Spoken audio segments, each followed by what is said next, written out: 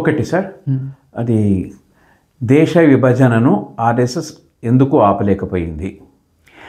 ఆ రోజు ఆర్ఎస్ఎస్ అధికారంలో లేదు.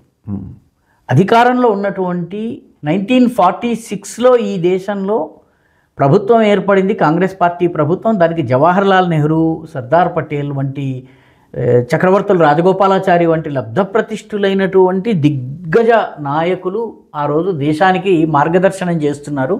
బ్రిటిష్ వాళ్ళ చేతిలోంచి అధికారాన్ని తమ చేతుల్లో తీసుకోవడానికి ఏర్పడ్డ ప్రభుత్వం అది 1946లో.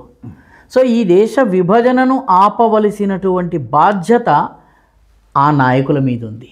ఆర్ఎస్ఎస్ 1925లో ప్రారంభమై 1947 నాటికి ఆర్ఎస్ఎస్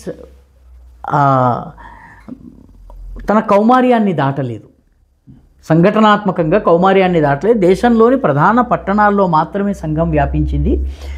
ఇంటర్మీడియట్ చదివే కుర్రవాళ్ళు, డిగ్రీ చదివే కుర్రవాళ్ళు వెళ్ళి సంఘ శాఖల్ని దేశమంతా ప్రారంభించారు. అంతే తప్ప ఆర్ఎస్ఎస్ ఆ రోజు దేశ విభజనని ఆపగలిగే స్థాయిలో లేదు. ఆ రోజు దేశ విభజనని ఆపగలిగే స్థాయిలో కాంగ్రెస్ పార్టీ ఉంది. అదే సార్, రామ్ మాధవ్ గారు కూడా ఇదే మాట చెప్పారు. ఒకవేళ ఆర్ఎస్ఎస్ ఆపగలిగే శక్తి కనుక ఆర్ఎస్ఎస్ ఉంటే తప్పనిసరిగా ఆపేవాళ్ళు. ఆ రోజు సంస్థ చిన్నది సార్. ఆ సంస్థను ప్రారంభించిన డాక్టర్ హెడ్గేవార్ చనిపోయారు. ఆ తరువాత 35-36 సంవత్సరాల మాధవ్ సదాశివరావు గోల్వాల్కర్ అనేటటువంటి ఒక నవ యువకుడు సంస్థకి నాయకత్వం వహించారు. ఎప్పుడు చనిపోయారు సార్? 1940 అండి. 1940 తర్వాత ఇక ఆర్ఎస్ఎస్ గురించే మనం ప్యూర్. కాబట్టి ఆర్ఎస్ఎస్కి ఆ రోజు ఉన్నటువంటి సామర్థ్యము బాధిత హిందువులకు రక్షణ కల్పించటము, హిందువుల ఏరియాలో వాళ్ళపైన అత్యాచారాలు జరగకుండా కాపాడటము, హిందువులు పాకిస్తాన్ నుంచి శరణార్థులుగా వస్తే వాళ్లకు సహాయం చేసి వాళ్ళ పునరావాసంలో తోడ్పడటము, ఈ పని ఆర్ఎస్ఎస్ చేయగలిగేంత సామర్థ్యం ఆ రోజు ఆర్ఎస్ఎస్ దగ్గర ఉంది. ఆ పనిని ఆర్ఎస్ఎస్ చేసింది. లాహోర్లో చాలా హిందువులపైన దాడి జరిగితే వాళ్ళని తప్పించి లాహోర్లో తప్పించారండి. జవహర్లాల్ నెహ్రూ పైన దాడి మహాత్మా గాంధీని పైన దాడి జరిగేటటువంటి సందర్భం వస్తే ఆర్ఎస్ఎస్ కార్యకర్తలు నిలిచి కాపాడారు. ఆ తర్వాత కశ్మీర్ని ఆక్యుపై చేసుకునేందుకు పాకిస్తాన్ ప్రయత్నించినప్పుడు ఆర్ఎస్ఎస్ నిలబడింది. ఇవన్నీ కూడా ఆర్ఎస్ఎస్ 1947 అక్టోబర్ ప్రాంతంలో చాలా పెద్ద ఎత్తున పనిచేసింది. కానీ ఆ రోజు ఉన్నటువంటి శక్తి దేశ విభజనను ఆపగలిగేంత కాదు. ఎందుకంటే ఉదాహరణకి అనేక రాష్ట్రాల్లో ఆర్ఎస్ఎస్ పని 1950 తర్వాతే ప్రారంభమైంది.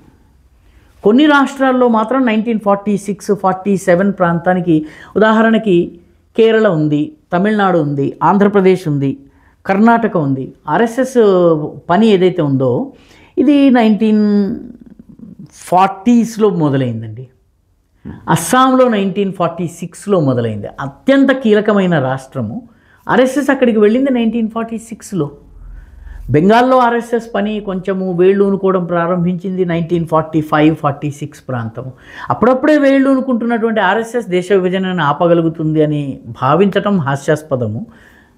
దేశ విభజనని ఆ రోజు ఆపగలిగేటటువంటి సామర్థ్యము గాంధీ, నెహ్రూ, సర్దార్ వల్లభాయ్ పటేల్, చక్రవర్తులు రాజగోపాలాచారి, మౌలానా అబుల్ కలాం ఆజాద్ దగ్గర, ఈ 5-6 నాయకుల దగ్గర ఉంది.